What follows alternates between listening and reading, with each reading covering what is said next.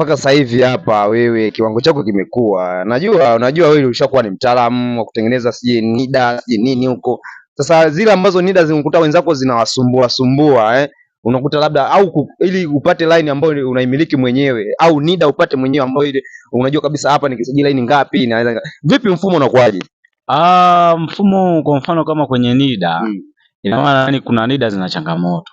Kuna mteja mwingine unaweza kukuta NIDA anayo sawa, lakini sasa muda mwingine vidole vinagoma, muda mwingine hana kitambulisho kile, yani kitambulisho hana kuchukua. Kwa hiyo NIDA yake imefungiwa, inakuwa inaleta changamoto. Okay, sawa, tuachane nayo. Mpaka sasa hivi tukupe swali la uzushi kidogo. Mpaka sasa hivi umesajili line ngapi? Mpaka sasa imesajili line 3. Hujanielewa. Toka umeanza kusajili line, umesajili line ngapi?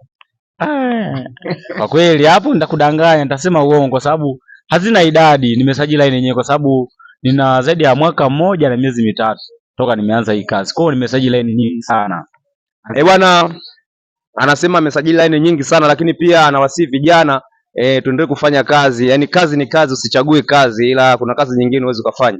Kwa hiyo anasema vijana tujitume sana kwenye kufanya kazi, au sio? Bwana nilikuwa na profesa wa Vodacom. So nimeongea naye, nimepiga naye story, ameniambia kusajili line kuna faida kubwa. Kwa hiyo vijana, hizi ndo fursa, changamkeni. Msikae, au sio? Msikae. Bwana tutakutana next time.